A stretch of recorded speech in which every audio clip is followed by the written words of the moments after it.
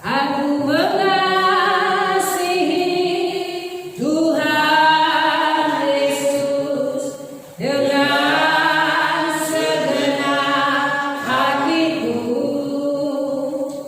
Aku mengasihi Tuhan Yesus dengan segenap jiwaku.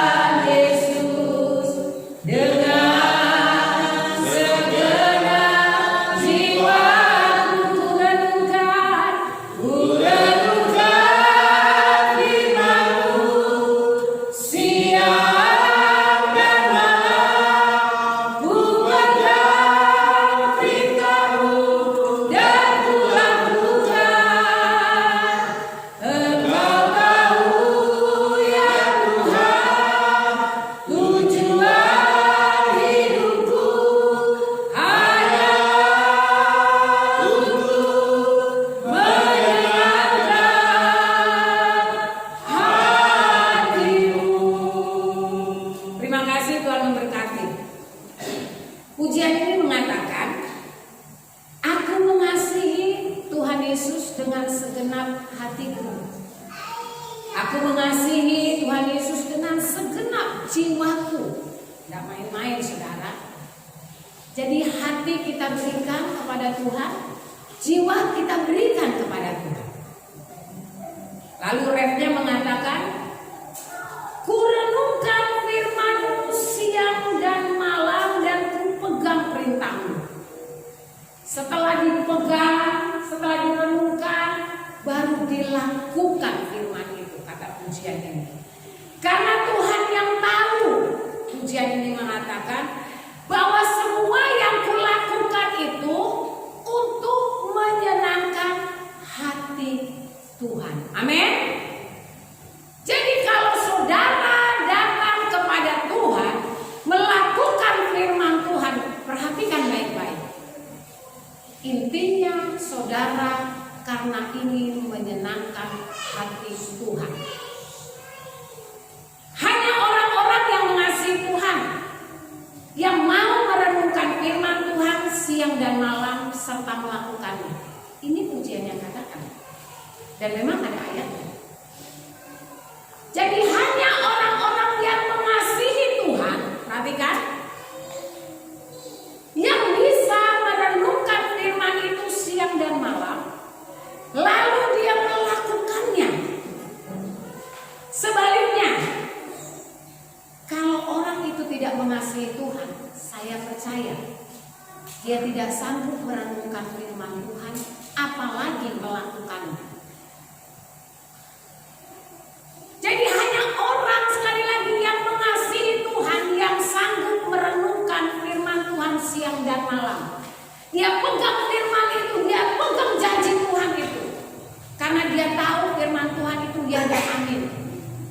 Nah, itu sebabnya dia belajar melakukan firman itu. Dia kuat menghadapi segala tantangan hidup ini. Karena apa? Tuhan tahu hatinya tadi loh dia berikan. Jiwanya dia berikan sama Tuhan. Sehingga dia sanggup mempraktekkan kehidupannya untuk bisa menyenangkan Tuhan. Kalau enggak mungkin, saudara. Betapa banyak orang Kristen berdusta dengan dirinya sendiri. Dia bilang, aku mengasihi Engkau Tuhan, tapi tidak sanggup melakukan firman Tuhan. Tidak mau ditegur, tidak mau dinasehati, tidak mau diingatkan, marah, tersinggung, tidak ibadah. Bagaimana kita sanggup berkata saya mengasihi Tuhan? Padahal kita tahu firman Tuhan itu mengubah hidup kita. Firman Tuhan itu supaya kita menjadi lebih baik. Firman Tuhan itu diberikan buat manusia supaya manusia itu lebih berkenan di mata Tuhan. Ingat, hanya orang yang mengasihi Tuhan yang sanggup melakukan firman Tuhan. Kenapa saudara akan bilang ada banyak orang itu begini, begitu, tidak sesuai dengan firman? Karena dia tidak mengasihi Tuhan. Boleh dikatakan Kristen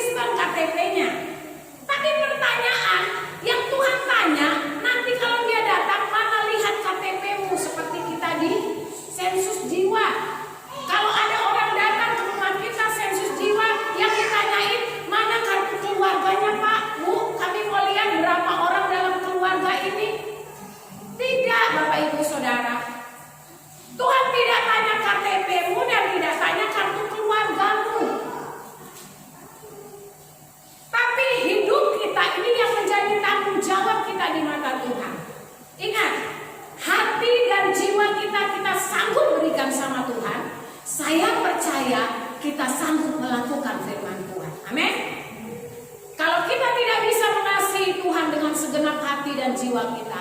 Sekali lagi, saudara bohong, saudara bisa mengasihi Tuhan. Itu sebabnya banyak orang Kristen yang jatuh bangun, lalu dia mundur tinggalkan Tuhan. Kenapa? Karena memang tidak mengasihi Tuhan. Orang yang mengasihi Tuhan karena dia memiliki firman yang dia pegang, dia renungkan siang malam, pasti orang itu kuat. Karena dia udah tahu firman yang dia renungkan siang malam itu apa isinya. Gitu. Sehingga dia tidak akan meninggalkan pribadi yang sudah berkorban dan menyelamatkan hidupnya. Tidak. Tetapi dia berani mengorbankan yang namanya jiwanya tadi. Dan dia sudah berikan hatinya.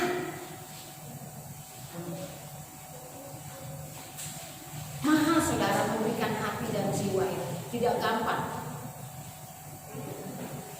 Suami kita bisa berikan hatinya buat kita, istri bisa berikan hatinya kepada suami.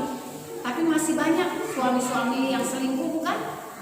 Masih banyak suami-suami yang tidak setia. Tapi pada waktu dia menikah, dia bilang, aku berikan hatiku kepadamu. Buktinya mana? Kenapa dunia ini kacau dengan perselingkuhan, skandal, dan lain sebagainya? Harusnya tidak ada perselingkuhan kalau hatinya dia betul-betul berikan kepada pasangan hidupnya. Sama. Kalau kita benar-benar bisa berikan hati kita, jiwa kita kepada Tuhan, tidak ada yang namanya kita tidak setia apapun yang terjadi dalam hidup ini. Amin. Karena kita sudah berikan hati dan jiwa kita. Kita berani berkorban. Ya. Karena kita tahu hidup yang kita berikan kepada pribadi yang sudah berkorban buat kita, yang rela mati buat kita, siapa? Adakah manusia yang rela mati buat saya dan saudara? Enggak ada. Yang rela tersiksa karena kesalahan-kesalahan kita, enggak ada. Tapi kenapa kita masih ragu mengikut Tuhan? Kenapa saudara?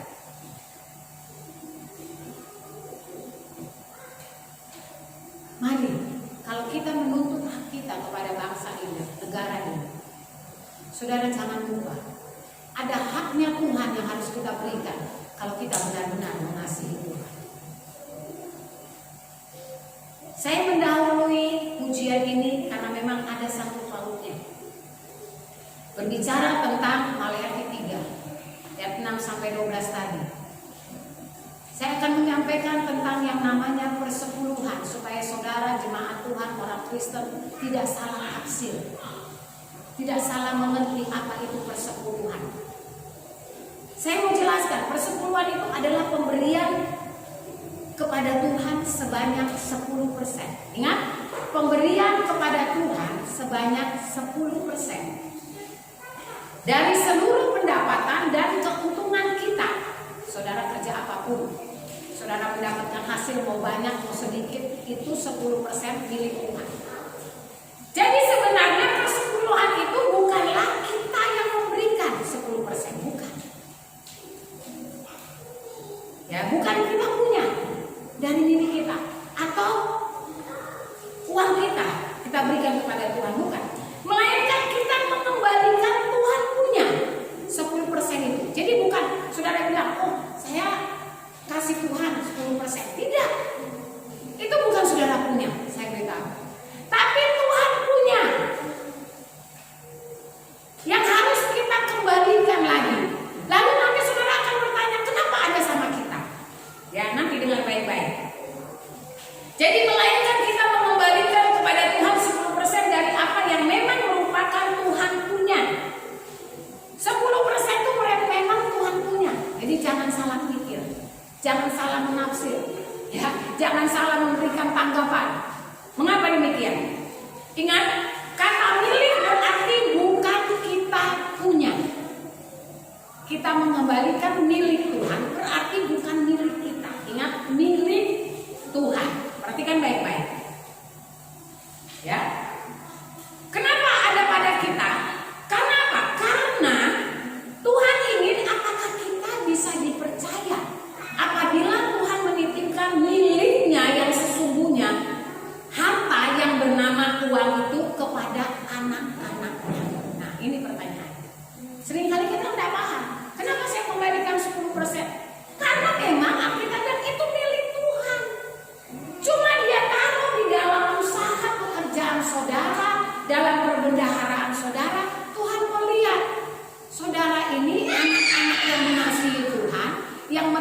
merenungkan firman tadi siang malam, melakukannya atau enggak? Ya, jangan katakan itu milik saudara. Itu cuma dititipkan sama saudara supaya saudara punya tanggung jawab. Punya tanggung jawab, bisa nggak dipercaya? Yang 10 ini aja loh. 90 saudara punya, tapi yang 10 ini Tuhan bilang saya punya. Jangan dikorek-korek. Ya, jangan diambil. Karena Alkitab sudah mencatat, sudah mengatakannya. Bisa enggak banyak orang Kristen dipercaya dengan hal ini?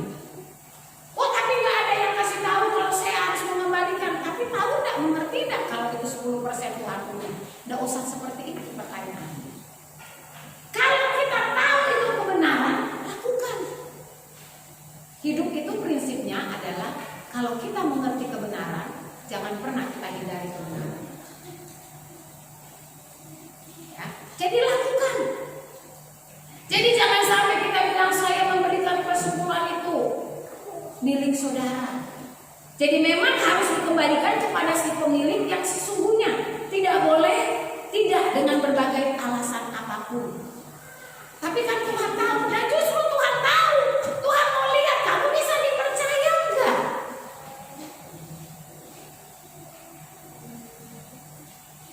Tuhan bilang aku taruh di antara berkat-berkat itu yang kamu miliki 90% itu juga dari aku. Tetapi aku hanya taruh titipkan 10%. Kira-kira yang 10 ini kamu bisa dipercaya enggak? Bayangkan saudara, kalau yang 10 saja kita tidak bisa dipercaya, bagaimana saudara mau dipercayakan berkat yang besar? Apapun alasan, karena masalah wabah ini membuat banyak orang Kristen tidak taat. Alasan tidak ke gereja jadi tidak bisa membawa persembahan. Tidak ada kuncinya seperti itu. Sekarang sudah zaman canggih Bapak Ibu Saudara.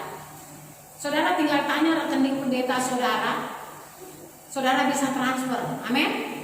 Tidak ada alasan saudara tidak bisa mengembalikan yang namanya milik Tuhan saat wabah ini terjadi. Jangan justru dengan wabah ini, dengan kita sudah tidak datang ke gereja beribadah, tambah lagi kita tidak taat kepada Tuhan.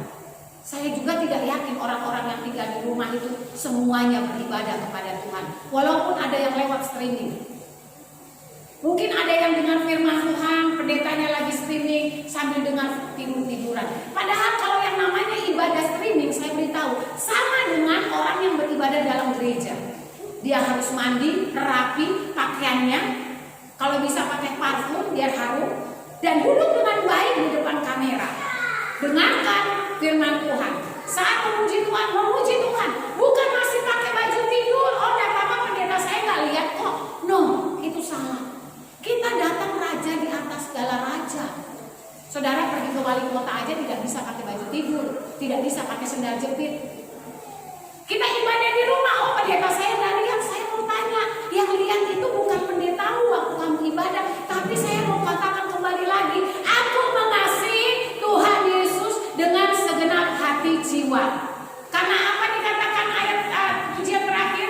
Karena Tuhan tahu semuanya untuk menyenangkan Tuhan. Jadi kalau menyenangkan Tuhan, yang benar dong. Jangan mentang-mentang streaming, tidur-tiduran. Tidak serius, tidak sungguh-sungguh, senyum-senyum, ketawa. Betul nggak? Menyenangkan Tuhan yang tidak kelihatan. Bisa nggak kita praktekkan itu?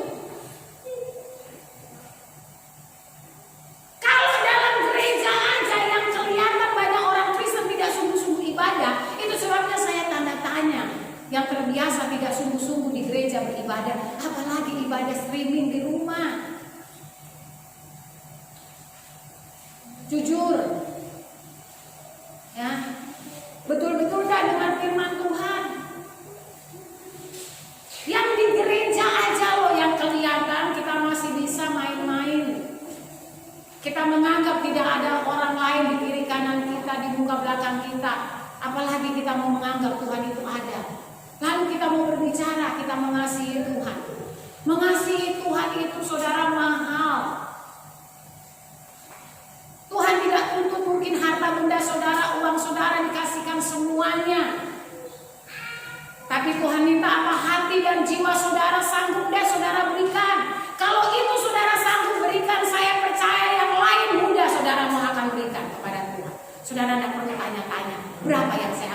persembahkan kepada Tuhan. Karena hati saudara aja yang seperti itu, jiwa saudara aja saudara mungkin rela mati untuk Tuhan. Ngapain saudara mau tanya berapa banyak korban yang akan saya persembahkan kepada Tuhan? Amin. Itu intinya. Kalau kita mengasihi, maka kita akan merenungkan firman dan menjadikan firman itu pedoman buat hidup kita. Kita tahu tujuan hidup kita selama di dunia, kemana akhirnya kita akan pergi. Dan kita tahu bahwa kita di dunia ini kita tidak akan bisa hidup tanpa Tuhan. Dan kita tahu semuanya itu. Tetapi kenapa banyak orang Kristen berkata hanya di bibir, tidak sampai ke hati? Kira-kira dosa enggak? Dosa. Karena orang mungkin tidak akan tahu, pendetamu tidak akan tahu. Tapi saya beritahu Tuhan tahu.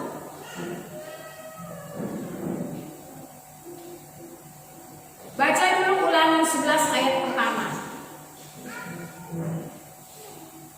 Jadi memang harus kita kembalikan kepada si pemilik sesungguhnya, yaitu Allah dalam Yesus Kristus, apapun alasan kita. Ada yang suka membaca firman, silakan bangkit berdiri. Ulangan 11 ayat pertama. Ulangan 11 ayat pertama. Haruslah kau mengasihi Tuhan Allahmu dan melakukan dengan setiap kewajibanmu terhadap Dia, dengan senantiasa berpegang pada segala ketetapannya, peraturannya, dan perintahnya. Amin. Lihat, haruslah engkau mengasihi Tuhan Allahmu, senantiasa berpegang pada apa? 3 hal. Perhatikan. Segala ketetapannya, segala peraturannya, segala perintahnya. Apa itu kewajiban? Kewajiban saudara mengembalikan apa yang menjadi hak Tuhan itu dengan setia. Bukan Senin Kemis, bulan ini, bulan depan enggak, bulan ini, bulan tidak. Saudara, kalau saudara seperti itu kira-kira berkatnya kayak apa? Kalau saudara dikasih nafas hidup, nih bulan ini saudara bernafas, bulan depan saudara menggeh. Kira-kira gimana? Membayangkan sesuatu itu gampang. Kalau kita tidak sungguh-sungguh meremehkan firman, gimana bayangan kita kalau juga Tuhan tidak sungguh-sungguh dengan kita? Gagallah, kamu aja gak serius sama saya, kok kamu menuduh saya serius? Mana yuk?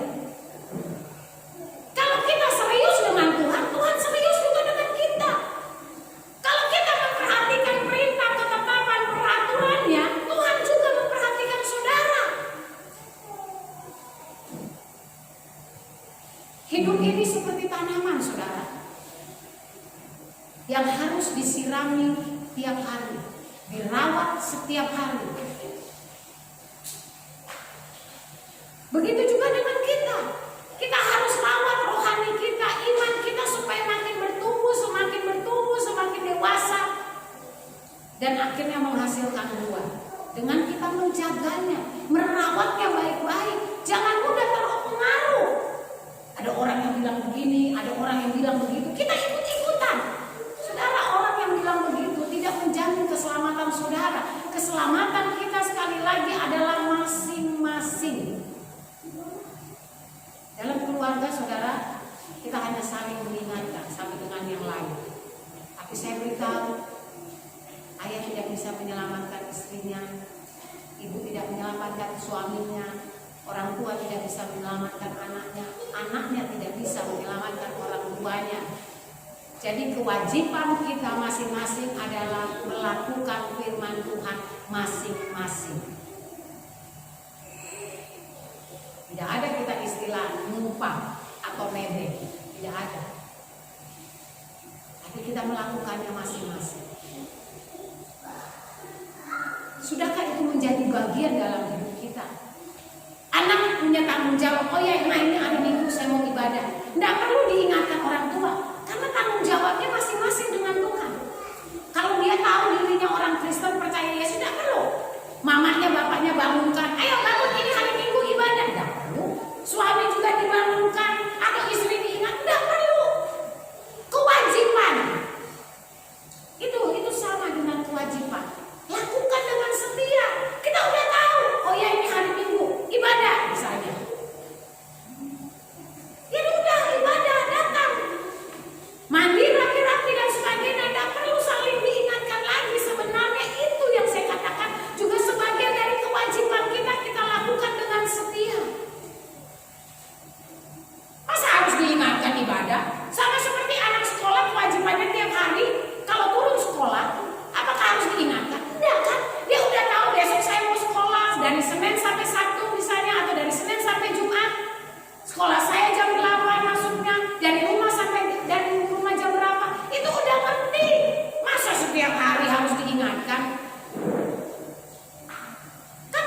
mungkin.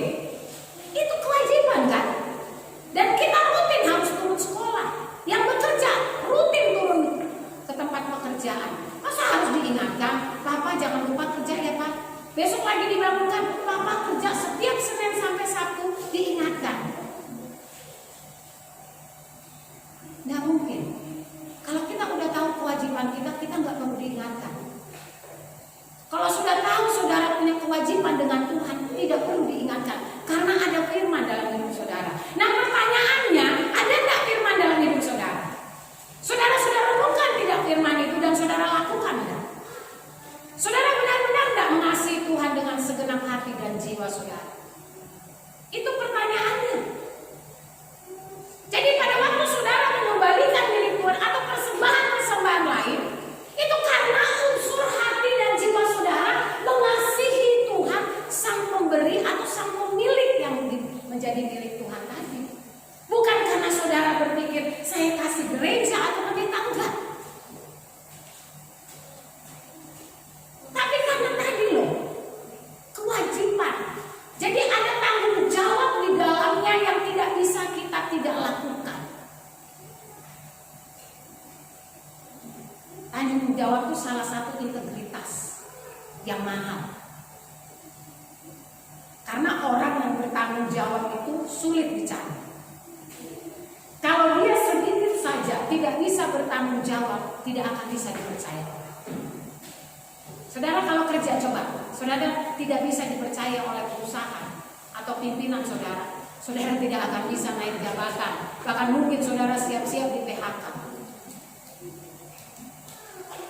Karena tidak punya tanggung jawab. Prinsipnya cuma kerja karena makan. Tidak. Bukankah kita bekerja di salah satu perusahaan itu, kita mengabdi. Apa kata mengabdi? Memberikan seluruh hidup kita, bekerja di tempat itu secara loyalitas, semaksimal mungkin. Kita mendukung dengan tenaga kita, pikiran kita. Bahkan kita sebagai orang percaya mungkin mendoakan perusahaan itu supaya diberkati karena kita menerima berkat dari perusahaan itu. Itu namanya tanggung jawab. Bukan sekedar saya kerja ini karena mau kasih makan anak istri. No. Bukan. Jadi saudara datang beribadah kepada Tuhan, itu bukan hanya sekedar menyenangkan hamba Tuhan, menyenangkan organisasi, tapi benar-benar dari rumah saudara sudah punya hati dan niat yang sungguh-sungguh. Saya datang karena menyenangkan Tuhan, dan saya mau memberikan persembahan ini dan itu karena saya mau menyenangkan Tuhan. Karena saya tahu semua yang ada pada saya itu milik Tuhan. Selain yang dipercayakan 10% adalah milik Tuhan yang sesungguhnya, yang sisanya itu adalah juga dari Tuhan. Sehingga kita tidak ada perasaan merasa ini saya punya. Oh ini kalau bukan saya yang berusaha tidak akan bisa. Tidak ada kita menjadi orang-orang yang sombong dan naif. Tidak. Karena apa saudara saya kasih tahu? Karena kata mengasihi tadi dan bisa merenungkan firman itu, memegang firman itu dan melakukannya. Intinya kita bisa menjadi hidup benar karena ada firman di dalam hidup kita. Sehingga kita takut sama sekali berbuat salah, sedikit pun kita takut. Orang merayu kita apapun kita tahu itu tidak benar, kita tidak akan ikut-ikutan. Karena hati tadi loh kita sudah berikan. Bayangkan kalau hati sudah diberikan. Ibarat manusia itu bisa menikah, jatuh cinta karena hati dengan hati itu bertemu. Kalau hati dengan hati tidak ketemu, tidak mungkin mereka bisa jatuh cinta. Betul nggak? Nah kalau hati kita berikan kepada Tuhan, apa tidak senang Tuhan itu? Melihat hatinya diberikan kepada Tuhan, akhirnya hati Tuhan bertemu dengan hati kita, apa tidak klop? Sukacita luar biasa saudara, yang tidak bisa dunia berikan. Itu hanya ada orang di dalam Tuhan yang betul-betul mengasihi Tuhan.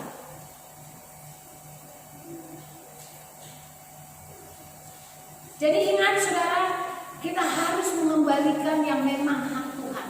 Itu hanya dititipkan sama kita 10%. Jadi jangan saudara mau macam-macamin. Saudara mau bilang saya lagi butuh ini, lagi perlu ini, kita Belajar untuk mengasihi Tuhan dengan sesungguhnya. Belajar kita meresponi bahwa Tuhan itu lebih dulu mengasihi kita.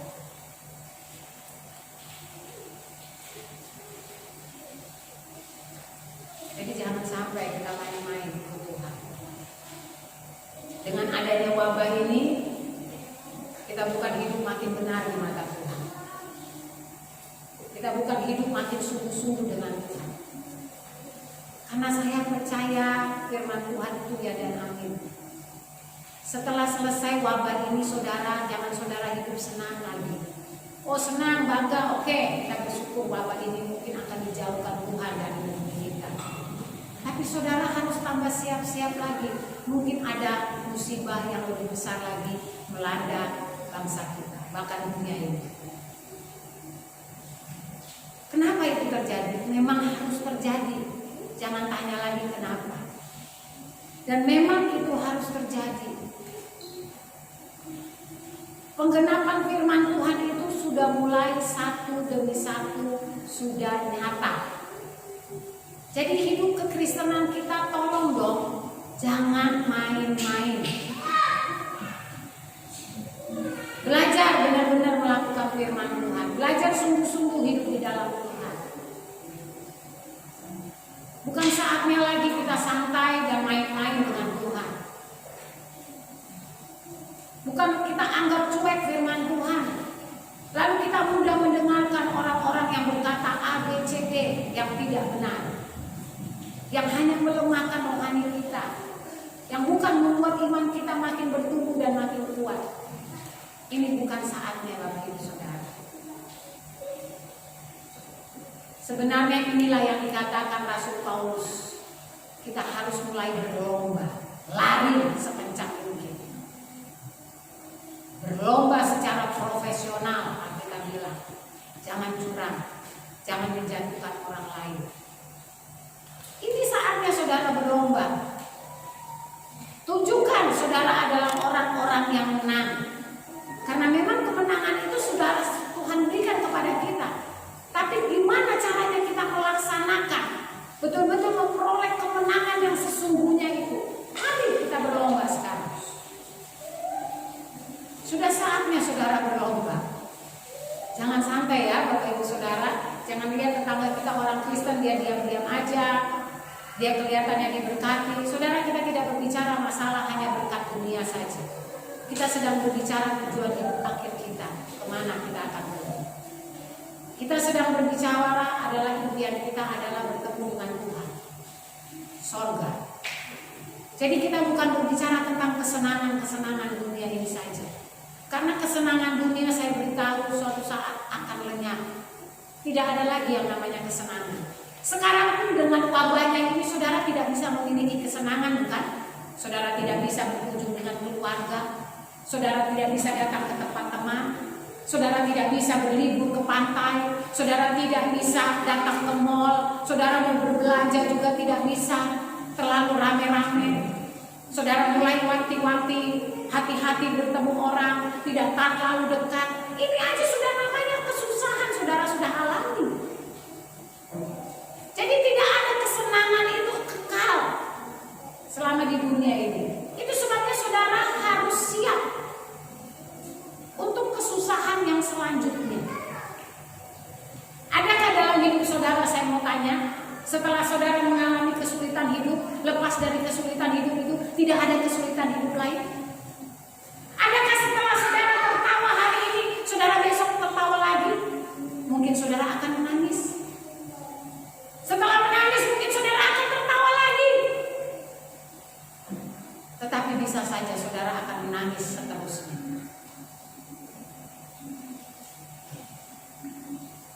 Karena Alkitab sudah bilang, kelak ada tangisan.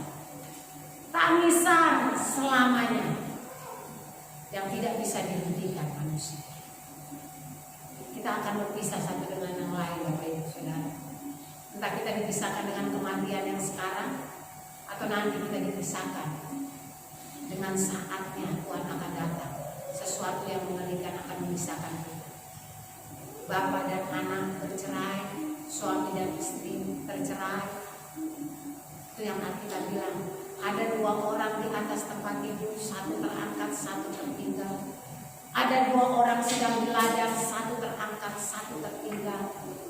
Ada 2 rekan sahabat berjalan bersama-sama, 1 terangkat, 1 tertinggal. Saudara siap itu semua.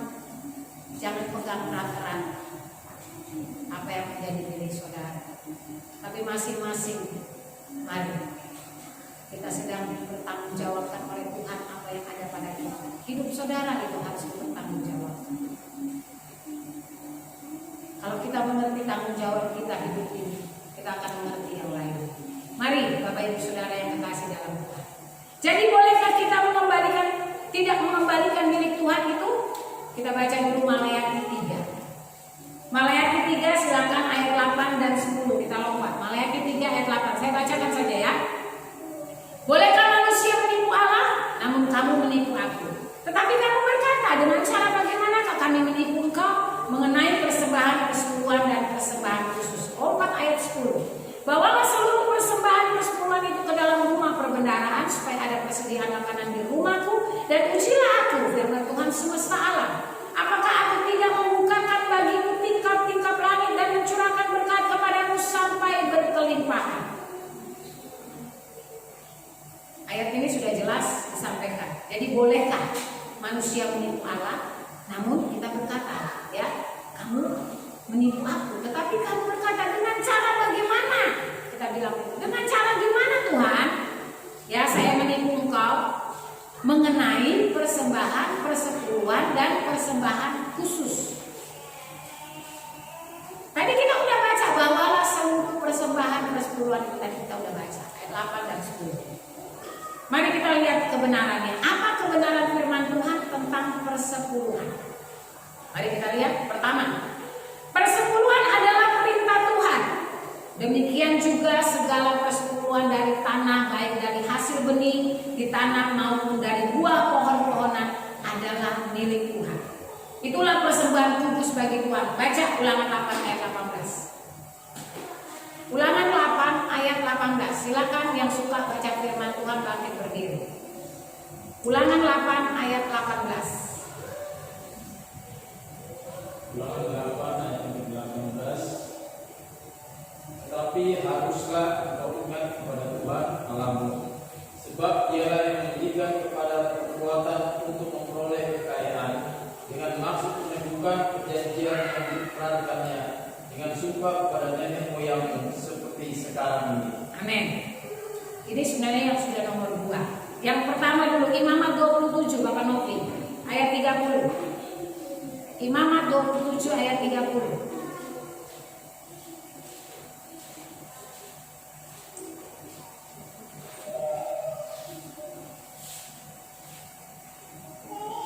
Demikian juga segala persembahan persepuluhan dari tanah, baik dari hasil benih di tanah maupun dari buah pohon-pohonan, adalah milik Tuhan. Itulah persembahan kudus bagi Tuhan. Amin. Perhatikan ya, tadi saya sudah katakan pertama, persepuluhan adalah perintah Tuhan. Jadi persepuluhan itu bukan karena uang saja. Perhatikan ini di dalam Imamat 27. Kalau saudara punya hasil panen, Alkitab sudah katakan, hasil pohon-pohonan, benih apapun, buah, itu 1/10 saudara harus kembalikan. Jadi jangan saudara panen, hasilnya saudara makan duluan. Ini Alkitab loh, firman Allah. Bayangkan kalau kita tidak mengerti tentang firman, kita hanya seenaknya datang ke gereja, ibadah, yang penting duduk. Bagaimana kita bisa diberkati Tuhan? Usaha kita. Kita asal-asalan hidup. Tapi ada firman yang memberitahukan kepada kita. Nah yang kedua, tadi ayatnya sudah dibaca, Ulangan 8 ayat 18. Persepuluhan itu mengingatkan kita bahwa Tuhan adalah prioritas utama di dalam hidup ini.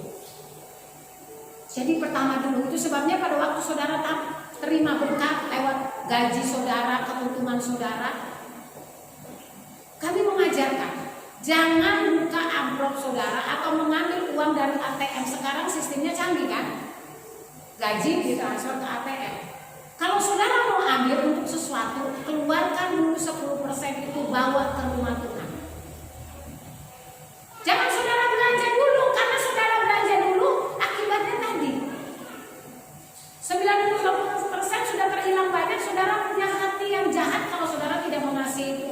dan tidak menyerahkan hati saudara kepada Tuhan dan jiwa saudara, maka 10% itu saudara akan gunakan lagi.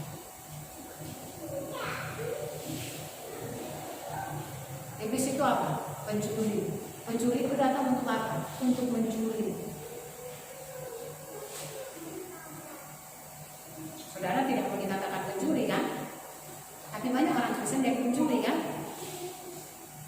Nah, itu sebabnya itu cara yang terbaik kalau saudara dapat keuntungan apapun itu dari hasil usaha saudara, gaji saudara, yang pertama yang saudara harus ambil terlebih dahulu milik Tuhan itu. Jangan lupa kembalikan itu. Setelah itu hak saudara yang 90 silakan saudara gunakan. Saudara mau apain? Tapi yang 10 jangan. Ya. Jadi prioritas utama perpuluhan itu mengingatkan bahwa Allah Tuhan itu prioritas utama. Karena semua yang kita miliki adalah miliknya. Jadi dialah yang memberikan kepadamu kekuatan untuk memperolehnya. Jadi saudara bisa kerja dan lain sebagainya itu Tuhan kasih kekuatan untuk bisa dapat gaji, untuk bisa dapat keuntungan, mungkin saudara bisnis, jualan dan lain-lain. Itu karena Tuhan yang kasih kekuatan. Bukan karena saudara minum jamu, minum obat kuat, no. Tidak ada jaminan saudara. Saya mengalami yang namanya obat tidak menjamin saya sehat. Cuma mengurangi rasa sakit. Tapi saya percaya hidup saya sehat. Tuhan yang memberikan saya kesehatan. Tidak lebih dari itu. Dokter tidak pernah mengatakan bahwa obat ini akan menyembuhkan Bapak Ibu. Tidak pernah. Saudara beli obat pusing sakit kepala, berapa kali saudara beli? Apakah selama saudara beli saudara tidak pernah sakit kepala lagi? 2 bulan kemudian saudara akan beli obat lagi. Bahkan 1 tahun kemudian mungkin saudara beli obat lagi sakit kepala. Karena penyakit itu tidak akan pernah hilang. Dan tidak akan pernah disembuhkan oleh obat. Kalau ada sebutir obat bisa menyembuhkan saudara, tidak akan ada orang jualan obat banyak. Tidak laku. Karena 1 butir saja sudah menyembuhkan saudara untuk selama-lamanya saudara tidak pusing-pusing lagi. Tidak ada kan? Itu sebabnya banyak orang berjualan obat. Jenis obat sakit kepala banyak, macam-macam saudara. Jenis obat pilek, flu juga banyak, macam-macam. Tidak satu macam aja mereknya. Banyak. Nah itu sebabnya karena obat tidak menjamin saudara. Tapi yang menjamin hidup saudara adalah Tuhan Yesus. Itu sebabnya dia berani mati buat saya dan saudara. Karena dia memberikan jaminan kalau keselamatan itu ada di dalam Tuhan. Dia bisa menjamin hidup saudara kalau saudara bisa menang, kalau saudara ada di dalam Tuhan. Dia bisa menjamin hidup saudara, saudara akan kuat kalau saudara ada di dalam Tuhan. Di luar Tuhan tidak akan bisa. Siapa yang bisa bertahan menghadap takhta Allah atau dapat melihat wajahnya? Tidak ada. Tidak ada saudara. Yang ketiga, persepuluhan memberi kesempatan kepada Tuhan untuk membuktikan dia hidup dan sanggup memberkati. Firman Tuhan mengatakan apa? Pujilah aku, firman Tuhan semesta alam.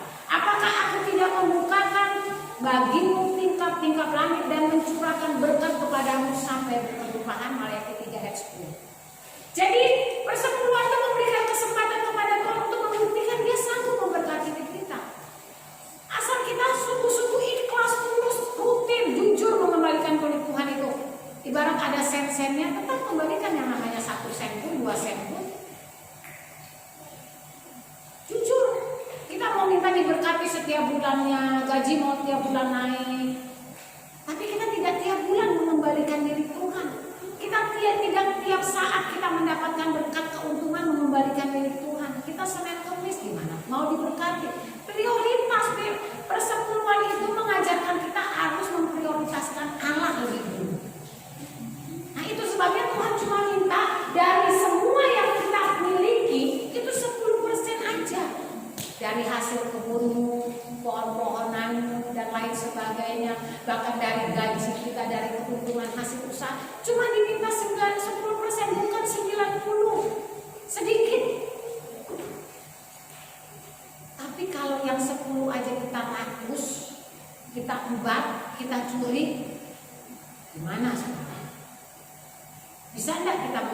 jawabkan kepingin masuk surga? Kalau suka jadi pencuri, apakah pencuri ada di surga? Ayo kita jawab sendiri deh. Betapa sia-sianya bukan ibadah kita, betul kan? Betapa sia-sianya kita jadi pelayan Tuhan tapi tidak lakukan firman.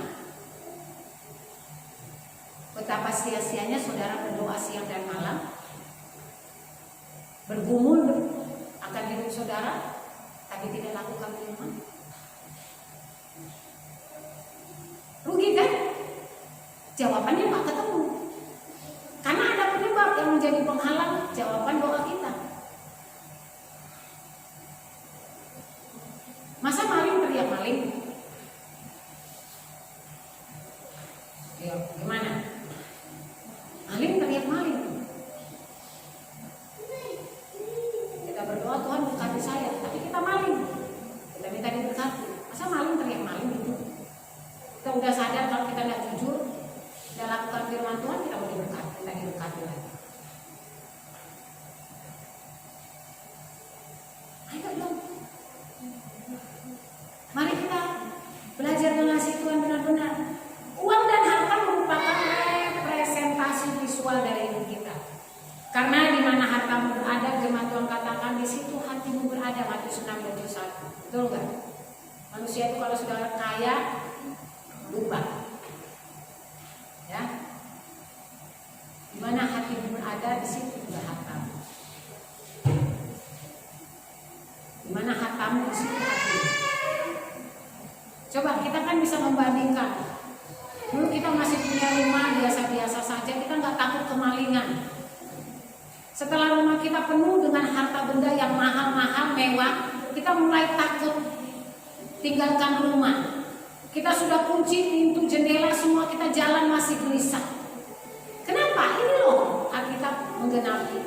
Di mana hartamu berada, di situ hatimu. Kalau dulu kita rumah kita sudah dikunci, oh sudah tenang. Jendela pun lupa, enggak apa-apa Pak, jendela enggak apa-apa. Enggak akan ada orang yang mau masuk Pak maling. Tapi setelah rumah kita isinya mewah, semua harganya mahal, kita sudah di tengah jalan bisa-bisa balik kembali. Kenapa? Karena tadi lupa kunci jendela. Karena itu penyebabnya. Hati kita tidak kita berikan kepada Tuhan. Kita tidak mengasihi Tuhan. Jadi kita mudah sekali hati kita di mana harta berada, di situ hati kita berada. Tapi coba kalau hati saudara berikan untuk mengasihi Tuhan. Saudara sadar, ada apa-apa kita lupa, nanti Tuhan jaga. Itu rohaninya begitu kan? Tidak apa-apa Pak, kalaupun hilang pasti Tuhan ganti. Oh rohani banget, luar biasa perkataan itu. Tapi karena tidak mengasihi Tuhan, ayo Pak balik Pak, pulang dulu. Kayaknya lupa deh mama tadi kunci pintu. Betul nggak? Di situ letaknya. Mari kita periksa hati kita. Seperti itu keadaannya. Kalau seperti itu adanya, pertanyaannya akan kita tahu jawabannya. Berarti selama ini saya tidak mengasihi Tuhan, tapi mengasihi harta.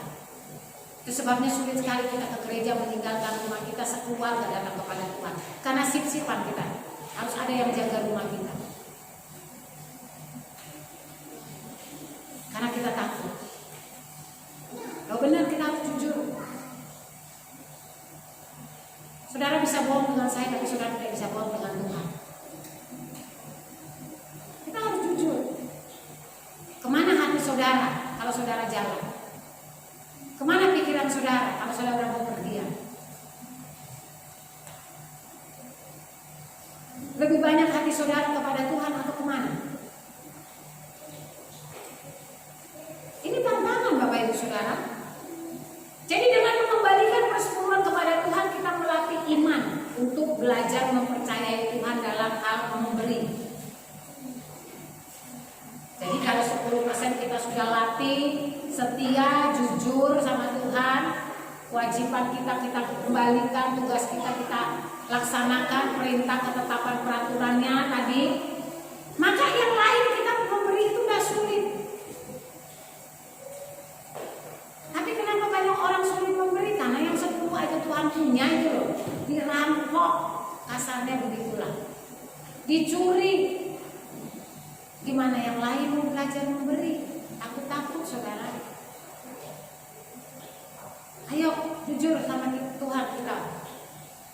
Setia enggak kita mengembalikan milik Tuhan selama ini? Apapun yang terjadi dalam hidup saudara, mau besar mau kecil penghasilan atau pendapatan saudara, sudah jujur enggak kita setia? Lalu kita minta Tuhan, kau setia kepada aku. Enak betul ya? Nyaman banget kan? Kita minta Tuhan setia, kita sendiri nggak setia. Gimana saudara? Jadi melatih iman kita mempercayai Tuhan dalam hal memberi. Saat kita memprioritaskan Tuhan, kita akan mengalami betapa Tuhan sanggup memberkati dan mencukupkan apa yang kita butuhkan. Yosua 23 ayat 11, maka demi nyawamu bertekunlah mengasihi Tuhan Allahmu. Demi nyawa kita bertekun mengasihi Tuhan Allah kita. Kita berani mempertaruhkan tadi. Jiwa itu berbicara nyawa loh ya. Jiwa itu berbicara nyawa, hidup. Kita berani pertaruhkan. Seperti kata Yosua 23 ayat 11, maka demi nyawamu bertekunlah mengasihi Tuhan. Demi nyawa dia berani bertekun, setia, sungguh-sungguh mengasihi Tuhan. Nah, itu sebabnya Yosua bilang, aku dan seisi rumahku akan beribadah. Itu cuma Yosua yang bilang itu. Coba kita bilang begitu sama keluarga kita. Ayo kita sekeluarga rajin setiap minggu beribadah kepada Tuhan. Yo, tidak boleh ada satupun yang tinggal di rumah ya. Tidak boleh ada satupun yang bekerja. Luar biasa. Itu yang namanya ingin sekeluarga diselamatkan. Jadi tidak jalan sendiri-sendiri. Kenapa ya kalau kita kembali flashback ke belakang? Saya bicara tentang suami istri atau pasangan hidup. Waktu kita pacaran, kita maunya berdua jalan sama-sama terus. Siang malam, mau ibadah, misalnya kita rohani, maunya jalan bareng-bareng ke gereja, mau KKR bareng-bareng, ya. Mau ke pasar aja bareng-bareng dengan pasangan. Kenapa setelah berumah tangga suami istri jalannya masing-masing? Ayo, dulu masih pacaran, selalu bergandengan tangan, dalam kasih, dalam satu hati, berjalan dalam terang kasih Tuhan. Bergandengan tangan, berjalan satu hati di dalam kasih Tuhan. Tapi setelah berumah tangga, jalan yang satu ke kiri, jalan yang satu ke kanan. Ditanyain kemana istrinya, kemana suaminya, kada tahu. Bujur mana? Tidak ada yang tahu. Tapi waktu pacaran kemana-mana mau berdua, tak mau terpisahkan. Mari kita bertanya, kenapa? Pasti ada apa-apanya, pasti loh. Tidak mungkin orang yang tadinya berjalan bersama-sama tidak bersama-sama. Tanya sama yang masih pacaran. Makanya yang masih pacaran belajar, ya. Jangan cuma pacaran saja jalan sama-sama. Kalau bisa sampai kakek nenek jalan sama-sama. Jangan ketemunya cuma di tempat tidur sama-sama. Tapi kalau datang sama Tuhan, usahakan sama-sama. Amin. Jangan masing-masing, saudara. Jangan. Bergandengan tangan tadi loh, sehati dalam kasih Tuhan. Itu bukan hanya waktu pacaran, waktu di altar, tapi sampai kakek nenek. Suami antar istri ke pasar walaupun dia tidak belanja, dia cuma nunggu di motor. Saya aja walaupun naik motor bisa, saya tetap ke pasar sekarang sama Bapak Gembala. Saya bisa naik motor, tapi saya selalu minta temani. Kalau ada di rumah nggak bekerja ya kan? Ya kecuali suaminya bekerja nggak mungkin. Nah kalau ke gereja jangan cuma suami ngantar istri,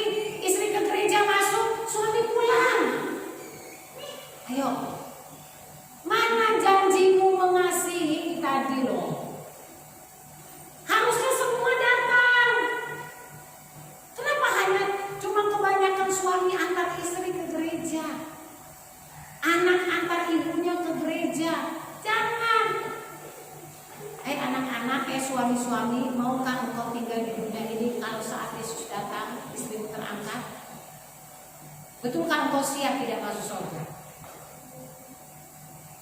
Pertanyaannya kembali dong jawab. Siapkah kita sudah tidak masuk surga? Berarti kalau kita siap tidak masuk surga, sia-sia saudara ibadah sama Tuhan. Ngapain juga saudara ibadah kalau saudara berpikiran nggak perlu saya masuk surga? Ya sudah, nggak usah ibadah aja, nggak apa-apa. Tapi kalau kita punya kerinduan untuk masuk surga, kita sungguh-sungguh beribadah sama Tuhan. Kewajiban setia.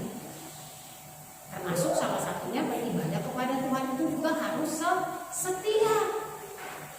Tidak Senin Kemis, tidak jalan masing-masing. Ayo dong tanya sama pasangan kita, kenapa kita ya apa? Mah, kok jalan sekarang sendiri-sendiri? Dulu kita bergandengan tangan, masih pacaran makan bakso sama-sama. Bahkan satu mangkok bagi dua, sepiring berdua. Tapi sekarang kita udah nggak bareng-bareng. Cuma nanti ketemunya di mana? Saat di tempat tidur. Itu pun kalau berhadapan. Mungkin tempat tidur hanya tempat penyatu, tapi yang satu balik kiri, yang satu balik kanan.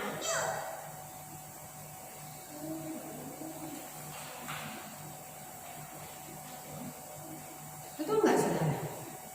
Salah nggak saya bicara seperti ini? Ini kenyataan hidup loh. Ini real, ada. Dan mungkin saudara mengalaminya. Ini kenyataan hidup, bukan main-main. Mari kita bertanya kepada diri kita masing-masing.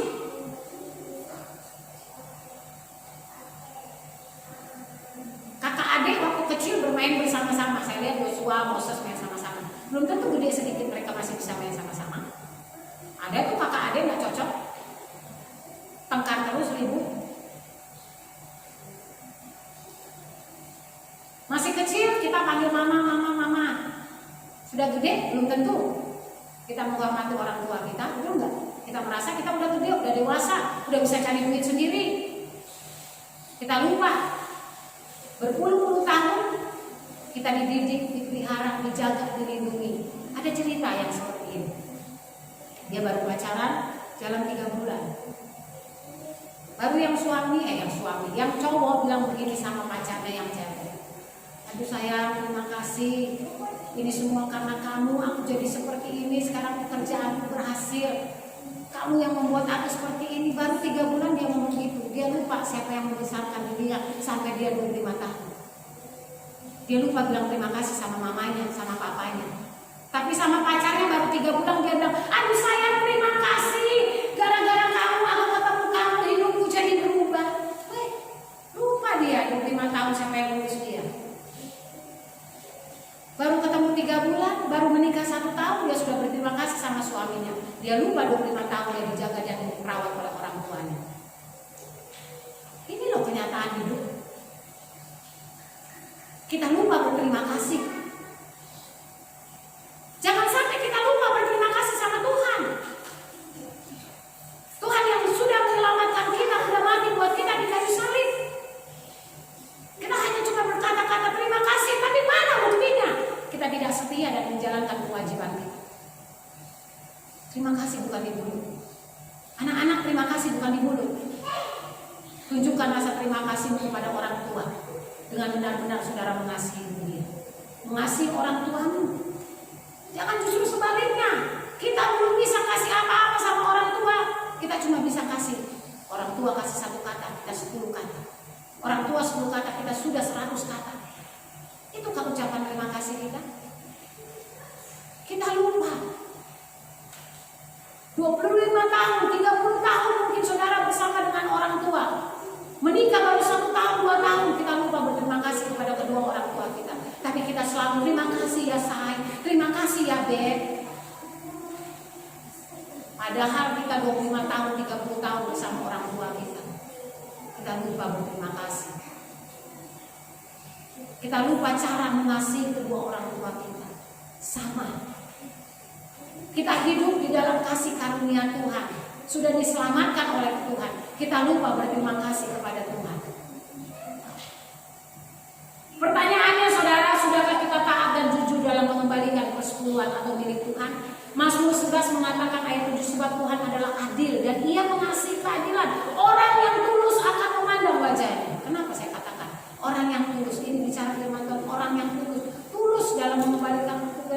jujur, setia, itu tulus, ikhlas. Jangan terpaksa. Yang milik Tuhan itu harus ikhlas. Kalau kita kembalikan milik Tuhan jujur, tulus, yang lain juga kita akan belajar tulus. Tidak hitung-hitungan dengan Tuhan.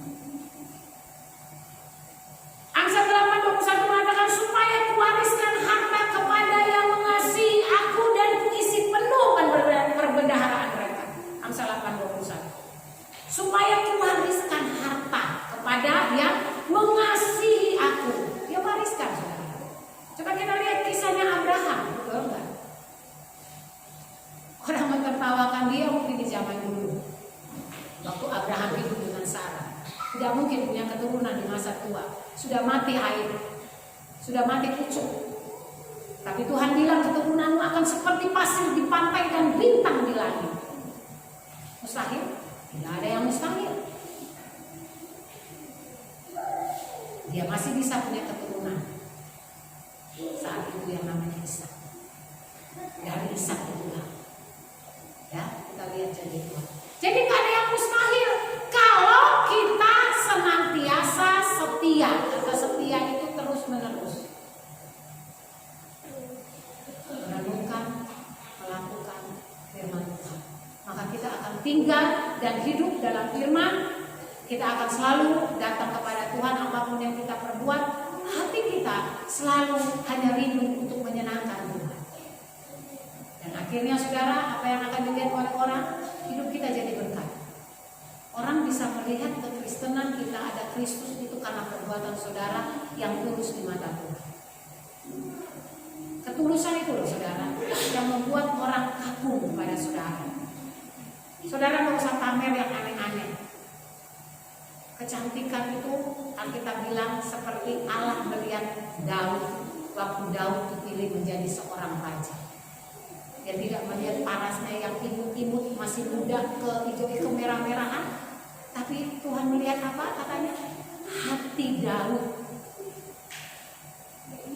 Jadi kalau berbicara hati itu luar biasa.